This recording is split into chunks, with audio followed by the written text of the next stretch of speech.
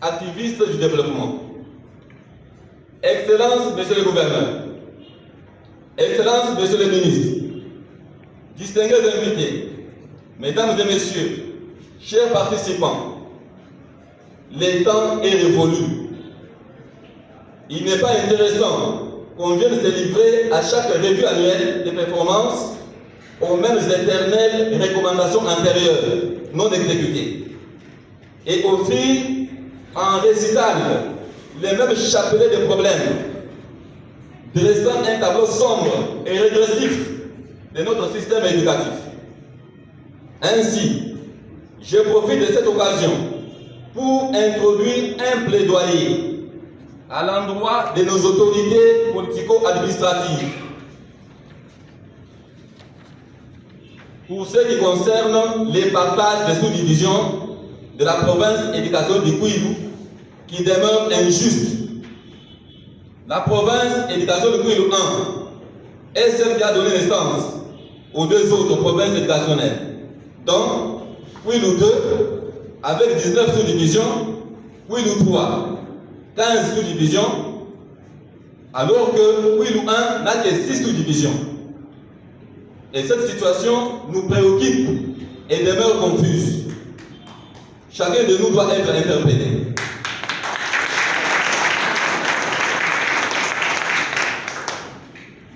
En nous appropriant des prescrits des actes juridiques suscités, nous aurons à donner à ces forums une occasion bienséante de corriger toutes les inadéquations décriées et transformées en problèmes.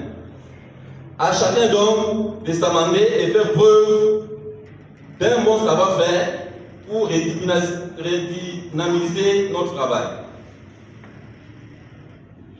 Pourquoi Kwilu 1, après des recommandations en recommandation, doit être le théâtre des antivaleurs? Le chapelet est long, sinon on va dormir ici. Citons-en quelques exemples. 1. L'incendie de l'Institut Chimbane. Après proclamation des résultats. Pour ceux qui ne le savent pas, l'école a été incendiée le 25 juillet 2024.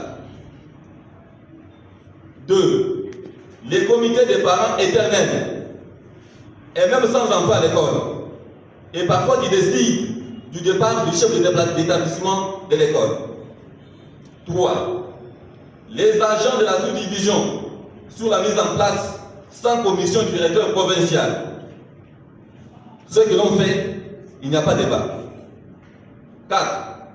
Les non-respect des instructions.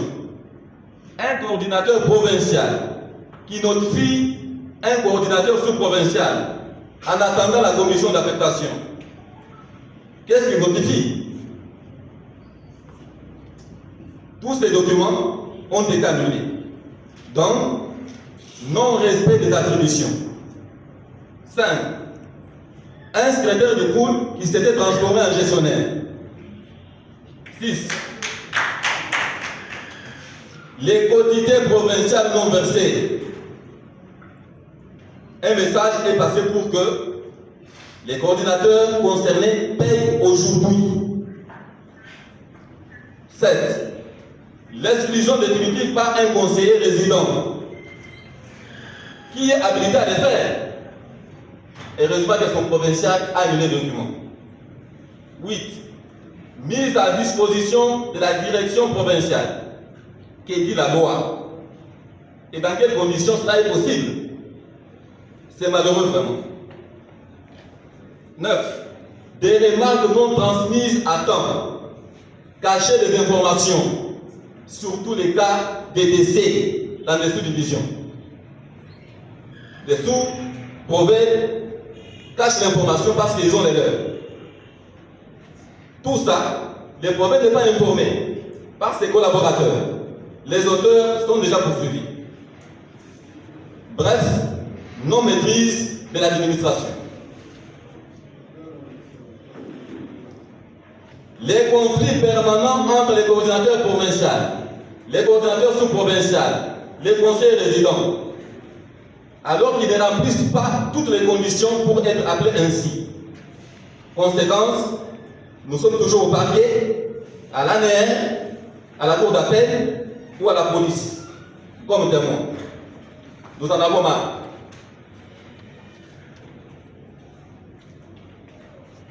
Nous avons déjà commencé à fermer quelques coordinations et la liste continue. Ceux qui ne remplissent pas les conditions. Une conseillerie, 40 écoles. Une sous-coordination, 80 écoles. La coordination, vous le savez très bien. Qu'il plaise de vous signaler que toutes les questions et matières abordées à ces assises seront atomisées en 4 sous-commissions traditionnelles. La sous-commission accès, la sous-commission qualité, la sous-commission gouvernance et la sous-commission planification. Que les recommandations prioritaires et pertinentes accoulées à la fin de ces forums tiennent compte surtout des mesures qui émargent de la compétence exclusive de la province en amont et applicables sur le terrain par tous les acteurs du système éducatif. Excellences, Messieurs les gouverneurs, Excellences, Messieurs les ministres, distingués invités, Mesdames et Messieurs, chers participants, vous avez supporté parce que mon cœur est ronché et je suis obligé de vomir.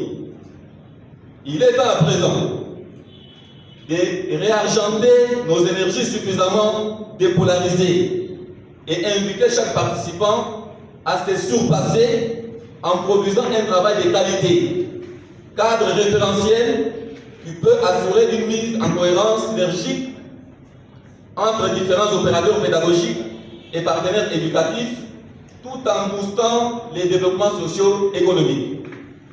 Je continue à faire appel à votre civisme pour l'accomplissement consciencieux des tâches auxquelles vous serez conviés.